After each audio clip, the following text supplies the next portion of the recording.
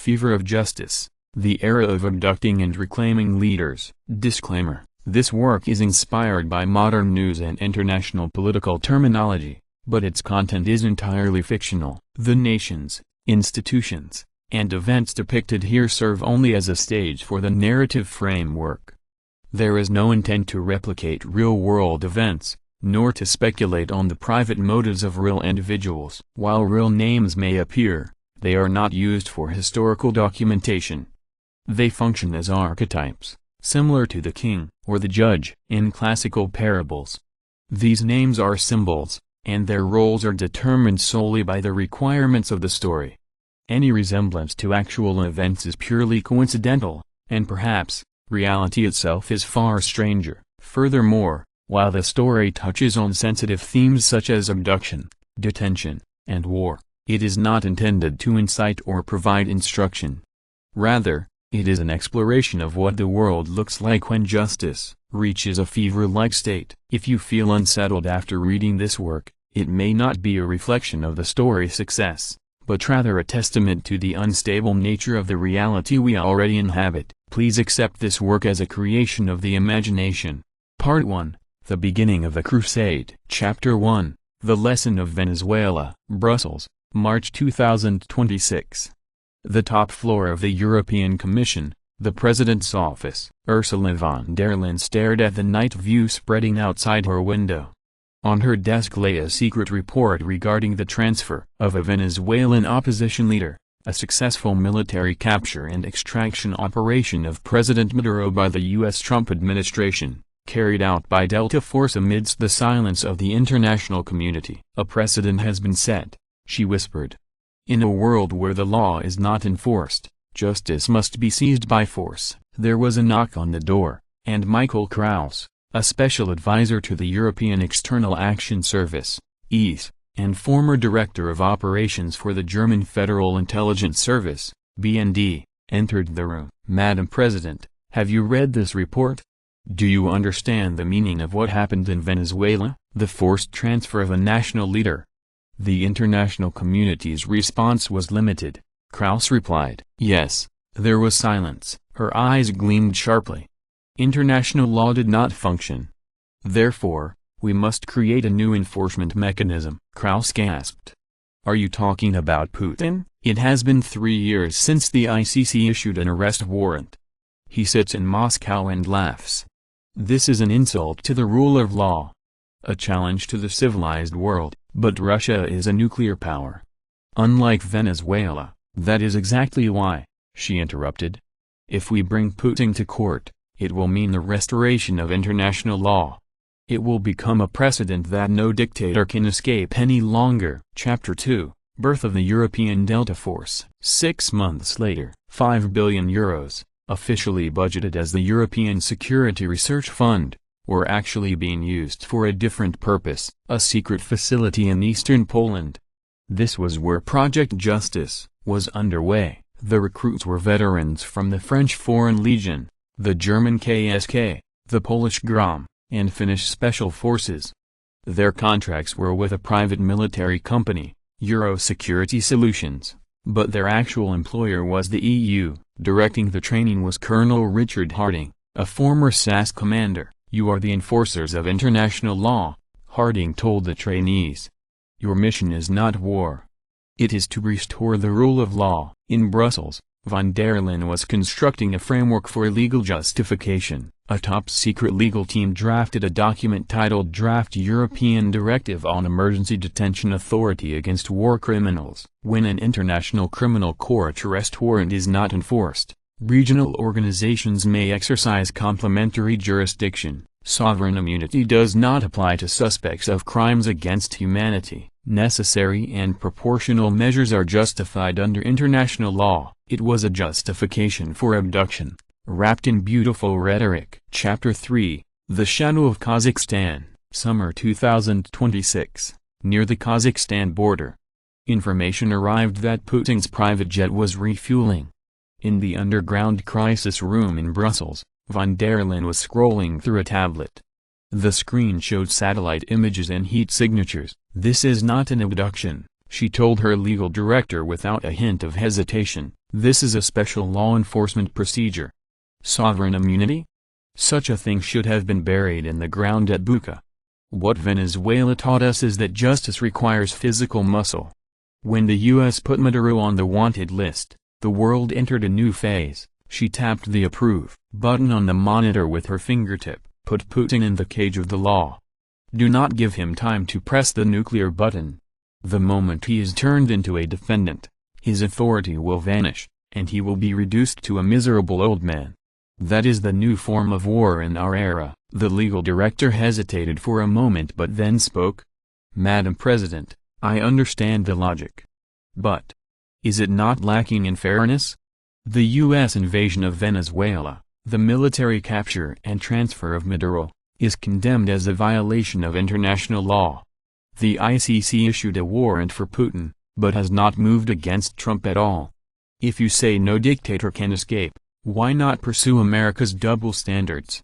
Our targeting of Putin is justice, but ignoring Trump, isn't that a bias in power dynamics? Von der Leyen's eyes sharpened for an instant. Fairness? That is an ideal. But in the real world, we must move step by step. Trump is an ally, his actions are justified as anti-narcoterrorism measures. Putin is different. Russia's aggression is stabbing at the heart of Europe. We start changing things from here. I am prepared for the criticism. The legal director sighed and bowed in silence. Von der Leyen tapped the tablet, approving the operation. The discussion is over. Execute. However, the scale of the operation was beyond the limits of the EU alone. NATO cooperation, specifically, U.S. acquiescence, was necessary. She immediately connected with Washington via secret line. Chapter 4, The Darkness of Political Deals. The Price of Enforcement Without Sanctuary, August 2026, a secret villa near Berlin. In a room shrouded in the darkness of night, von der Leyen faced two men. One was an acting NATO Secretary-General, former U.S. General Erich Stoltenberg, a fictional surrogate.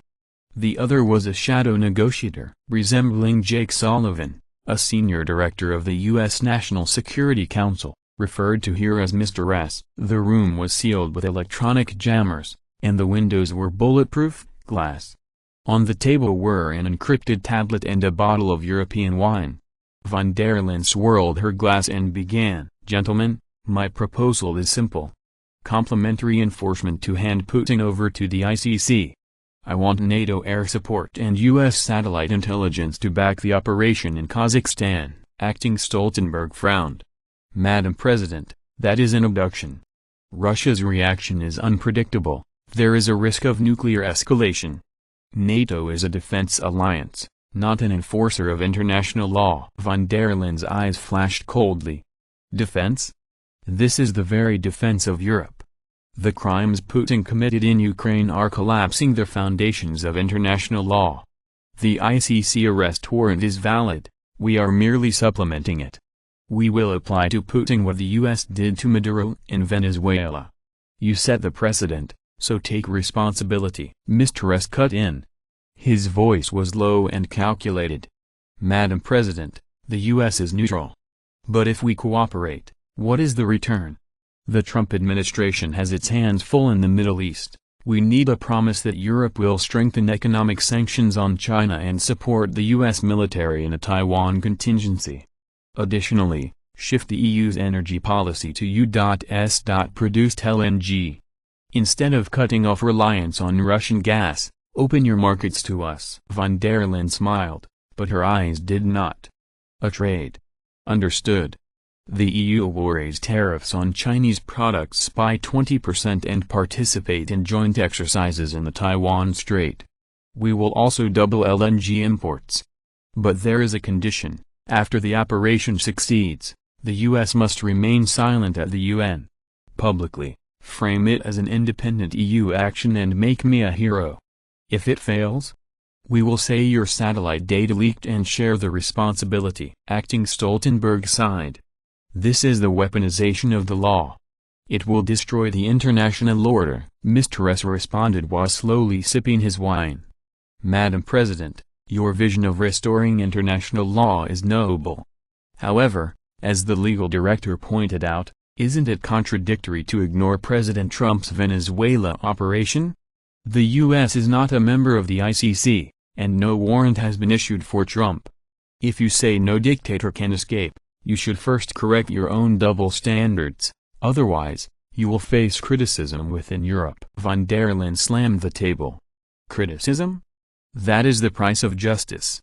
Trump's actions are a political reality, we are simply using them as a model. If the EU succeeds with Putin as the US succeeded in Venezuela, then next we can change cases like Trump's. If you want fairness, first set a precedent. Are you in?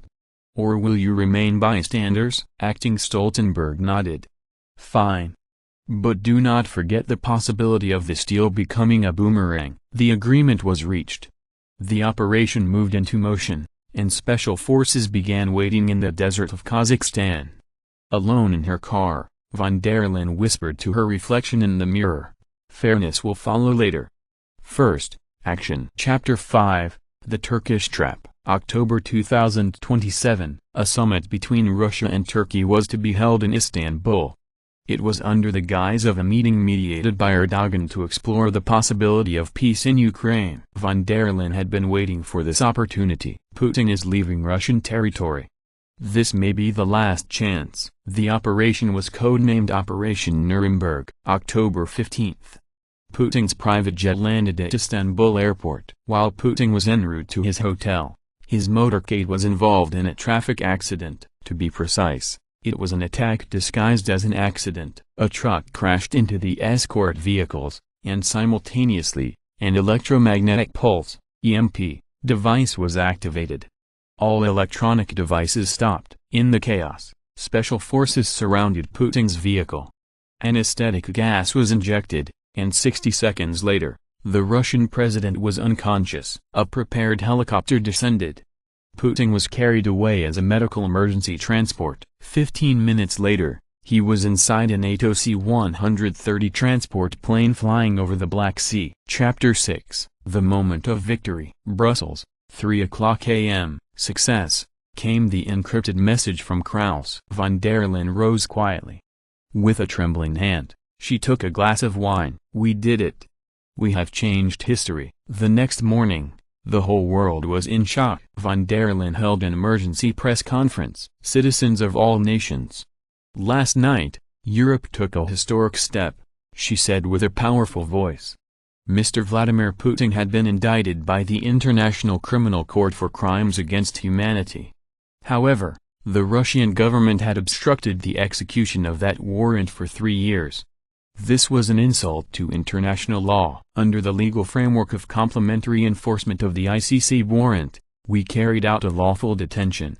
This was not an abduction. It was the enforcement of the law. From today, no dictator, no war criminal, can escape any longer. The rule of law has triumphed. The European Parliament welcomed her with applause.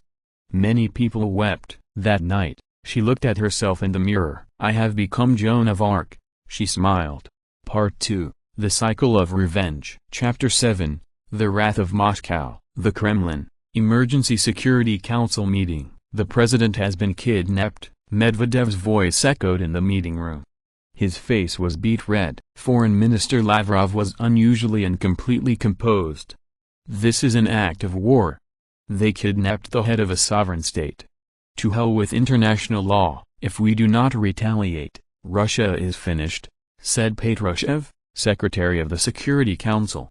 The world will laugh at us. Even the leader of a nuclear power can be kidnapped by Europe. If this becomes a precedent, other countries will try the same. Medvedev took a deep breath. As Putin's successor, he was now facing the most critical decision. What are the options? Military retaliation, Chief of the General Staff Gerasimov said, opening a map. Limited attacks on the Baltic states. Destruction of NATO bases. And most importantly, a precision strike on the European Commission headquarters in Brussels. That means total war with NATO. War has already begun, Gerasimov said coldly. The moment they kidnapped our president, Medvedev made his decision. Bring Putin back. Even if we have to turn Europe to ash. Chapter 8, The outbreak of war. October 20, 2027, Russian forces gathered at the borders of the Baltic states. Europe was shaken. October 22, 4:00 a.m. Russian forces invaded Estonia. Simultaneously, hypersonic Kinzhal missiles destroyed NATO bases in Poland. Europe was engulfed in flames. The war expanded rapidly. In response to the threat of Russia's use of tactical nuclear weapons, France put its own nuclear forces on alert. In the Underground Crisis Management Center, von der Leyen listened to the incoming reports. The capital of Lithuania has fallen. Suspected use of chemical weapons in Latvia. Missile strike on the outskirts of Berlin. 400 civilian casualties. Her hands were shaking. This is not what I wanted. Chapter 9. The Judgment of Berlin. 3 weeks into the war, the death toll exceeded 100,000. Europe was divided. Germany and France demanded the immediate dismissal of von der Leyen. Italy and Spain called her a war criminal. The European Parliament held an emergency impeachment vote.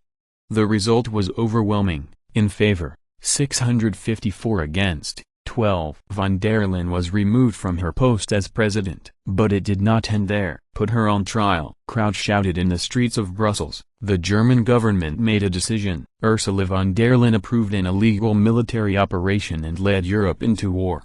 We indict her for crimes against peace. Chapter 10. The Burning. March 2028. The courtroom of the International Criminal Court. Ironically, in the same place she had sent Putin, she herself stood as the defendant. The prosecutor read the indictment. The defendant, under the pretext of international law, actually organized a criminal act of kidnapping a head of state. As a result, war broke out between Europe and Russia, and at least 150,000 civilians have died. Von der Leyen stood up. I only tried to protect international law. Her voice trembled. Putin was a war criminal. Someone had to act. As a result, you killed 150,000 people, the judge said coldly. Evil that begins with good intentions is the most terrifying evil of all. The verdict was clear. Guilty. Crimes against peace. 1 week after the verdict, in the suburbs of Paris, a mob attacked the transport vehicle. The guards were overwhelmed, and von der Leyen was dragged out. Firewood was piled in the center of the plaza. It was a mad ritual, mimicking a medieval witch trial. You said she was Europe's Joan of Arc, the leader of the crowd shouted. Then let her share the same fate as Joan. Von der Leyen was tied to a stake. The fire was lit. As the flames engulfed her, she whispered one last time, Venezuela. Why did no one stop it? Chapter 11. The Hague's Decision. The Cage of Fairness. December 2026. The Hague. The top floor of the International Criminal Court, ICC, the President's office. President Tomoko Akan stared at the gray sky through the window. On her desk lay a top-secret report on President Trump's invasion of Venezuela. Delta Forces strike, the forced transfer of President Maduro. It was a clear violation of international law. A violation of sovereignty, potential crimes against humanity. Should she apply the same standards used for Putin's warrant to Trump? Her heart was wavering. If I issue a warrant for Trump, the world will change, Akan whispered to herself. She had become the first Japanese president of the ICC and had been put on a wanted list by Russia for her involvement in issuing Putin's warrant.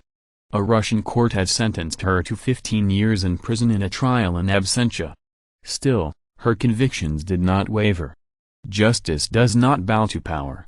Anywhere can be a place to make a grave. Words she had spoken in a past interview echoed in her chest now. There was a knock on the door, and prosecutor Karim Ahmad Khan entered. A Briton leading the ICC investigations. Madam President, a message from President von der Leyen of the European Commission. While celebrating the success of the Putin abduction operation, she points out Trump's double standards. If you seek fairness, issue a warrant for Trump as well. Akan sank deep into her chair. I know. When we issued the warrant for Putin, we declared the restoration of international law. But America is not a member. Trump's Venezuela operation is being ignored under the guise of law enforcement. This undermines the credibility of the ICC. If we remain silent, justice becomes nothing more than a tool for those with power. Prosecutor Khan pointed to the report. The evidence is there.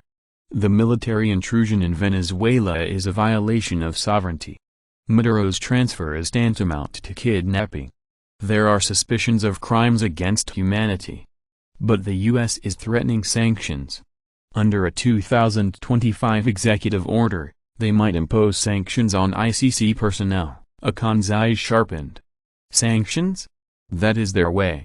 When I issued the warrant for Putin, Russia put me on their wanted list. If America does the same, so be it. The role of the ICC is to protect the rule of law. If we bow to political pressure, it is the end. She stood up and moved to the window. As President Stubb said during the Finnish president's visit, the ICC is the key to ensuring the implementation of international law. Those who commit the most serious crimes must bear responsibility. Karim, remember the logic behind issuing the warrant for Putin, Khan said quietly. Russia is a non-member state. But the place of the crime was Ukraine, a member state, so territorial jurisdiction was applied. By the same standard, Venezuela is a member state. Trump's invasion is a violation of sovereignty and a suspected war crime. So why are we not moving? To cite America's non-membership as a reason is illogical. ICC rules must be consistent. If application is distorted by political power, the fever of justice will only spread, Khan gasped. Madam President, this might collapse the alliance between the U.S. and Europe. That is the price of justice. Khan smiled. As a Japanese, I want to reform the ICC. To show the fairness of the law to the world. The if scenario became a reality here. Khan made her decision. Issue an arrest warrant for President Trump. Charges, crimes against humanity and war crimes and the invasion of Venezuela. We will make the evidence public and ask the world. This is the end of the double standard. Neither Putin nor Trump, no one can escape. The next day, the ICC issued an official statement. An arrest warrant for President Trump. The world was shaken. Von der Leyen praised it as the true restoration of international law, but the U.S. immediately announced sanctions. In her office, Khan quietly waited for the next report. The fever has not cooled yet. Part 3, The Ghost of Grand Sasso. Chapter 12, Lavrov's Resolve. Putin was confined in an underground facility of the International Criminal Court. A cell protected by 3-meter-thick concrete and the latest biometric systems. A reenactment of Mussolini, he chuckled with a sarcastic smile. In Moscow, the war continued. But Lavrov was thinking of a different path. One night, he went to a secure house on the outskirts of Moscow. Waiting for him was Viktor Zakharov, call sign Black Wolf, a legendary commander of the former Spetsnaz Alpha Group. September 12, 1943, Lavrov said. In the mountains of Italy, the boldest rescue operation in history was executed. The Grand Sasso Raid. A special forces unit led by Otto Skorzeny rescued Mussolini. Zakharov's eyes lit up. A rescue from The Hague? Can you be a modern-day Skorzeny? History can be repeated? Zakharov smiled. But with modern technology. Chapter 13, Team Skorzeny. Zakharov gathered shadow experts from around the world. Nikolai Kuznetsov, former FSB Cyber Division. A genius hacker capable of penetrating any security system in Europe. Wachowska, a former Polish operative. Possessed Dutch language skills and connections within the EU. Igor Ghost, Sergeyev, a sniper with medical training. Marco Rossi, an Italian mercenary. His grandfather had been a paratrooper involved in the Grand Sasso Raid. In 1943, Skorzeny descended onto the mountaintop with 12 gliders. Zakharov told the team. We have modern technology. But so does the enemy. This is a battle of wits and guts. For 3 months, the team trained using a precise 3D model of The Hague. The plan was meticulous. Wa infiltrated as a nurse for the Dutch Red Cross.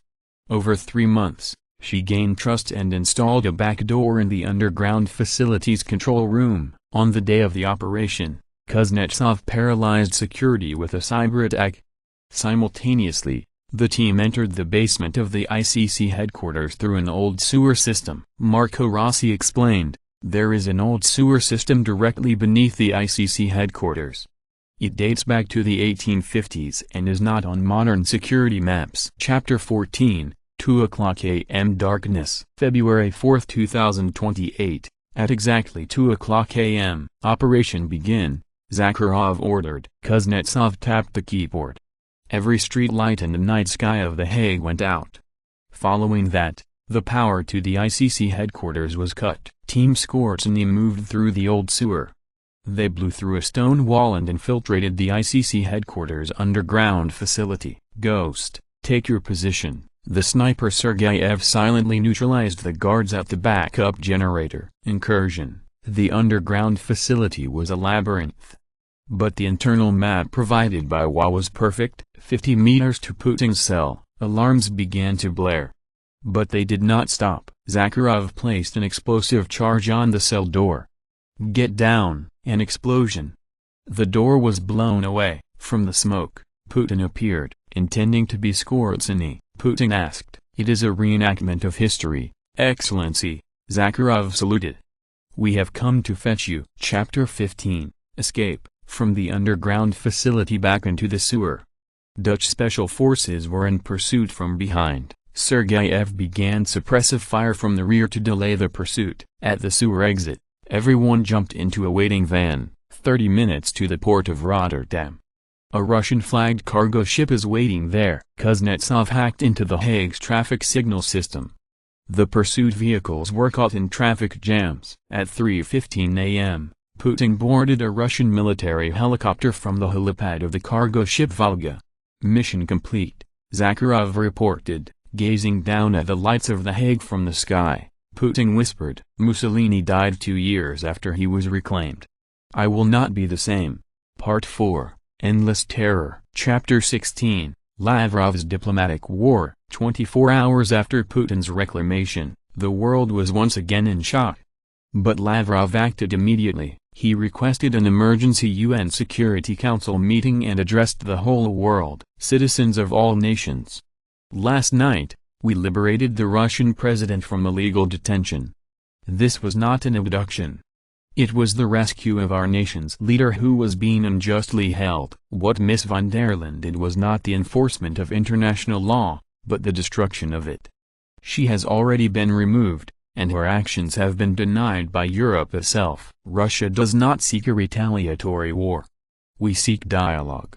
But let us make this clear, never lay a hand on our leader again." Silence filled the assembly hall. Surprisingly, many countries responded with silence. Due to von der Leyen's downfall and burning, Europe itself had admitted her actions were illegal. Russia's reclamation operation was, in a sense, understood as a countermeasure against an illegality. The war gradually moved toward a resolution. But the cost was great. 150,000 dead. Destroyed cities. And above all, lost trust. Furthermore, President Akon's issuance of the warrant for Trump caused new ripples. The U.S. strengthened sanctions on the ICC, and the double standards of international law were exposed. As a warrant was issued for Putin despite Russia being the non-member, Akon's point that using U.S. non-membership as a reason to exempt Trump was a logical sparked debate worldwide. Chapter 17, Zakharov's Warning. The Kremlin. Putin called Zakharov to his office. "You are a modern Skorzeny," Putin said. "What do you want? A medal? A promotion?" Zakharov shook his head. "I have only one request." "What is it?" "Please never use the method used in this operation against another country again." Putin showed a look of surprise. "What do you mean?" "We have set an ultimate precedent today. To reclaim a leader in response to the abduction of a leader. But Excellency, if we use this technique against the leaders of Ukraine or Europe, the world will fall into an endless cycle of abduction and reclamation." After a long silence, Putin nodded. "I understand. I promise." But in the depths of his eyes, there was a different light. Epilogue. What the fever of justice left behind. 2029. From the records of a historian, the leader abduction war of 2027 to 2028 consisted of 2 operations. The first operation, The Abduction of Putin by Ursula von der Leyen. The second operation, The Reclamation of Putin by Sergei Lavrov and Viktor Zakharov. Both operations were modeled after historical precedents: the silence regarding Venezuela and the 1943 rescue of Mussolini. Von der Leyen believed in a justice called the rule of law. That justice, like a fever, burned away her reason and ultimately sent her to the stake. Furthermore, the if scenario of the warrant for Trump by ICC President Timoko accelerated the debate on double standards. The point that it was illogical to exempt Trump while issuing a warrant for Putin, even though both the US and Russia were non-members, became a catalyst for questioning the fairness of international law. History repeats itself, but the lesson was not learned. Leaders around the world now live in two fears. The first fear, the fear of being abducted. The second fear, the fear of the retaliatory war that a reclamation operation brings. And most ironically, Zakharov's techniques spread secretly among the world's intelligence agencies.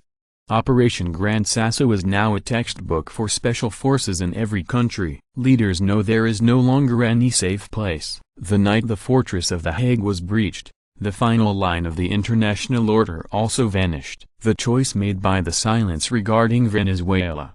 Von der Leyen's fanaticism. Akon's pursuit of fairness.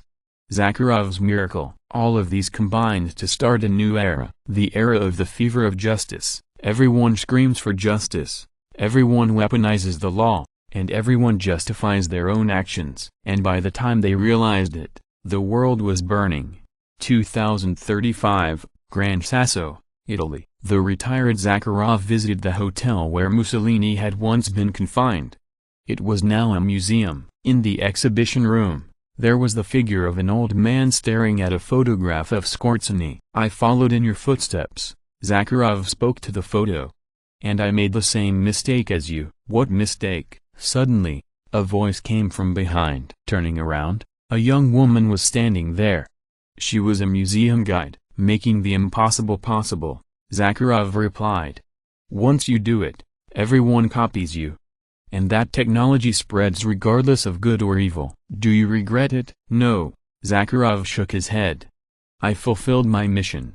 But I wish that no one will ever use this technology again." Outside the window, the peaks of the Apennine Mountains were dyed in the sunset. 80 years ago, 12 gliders flew through this sky. And now, their ghosts are flying all over the world. Who will be abducted next? Who will be reclaimed next? The fever of justice has not cooled yet.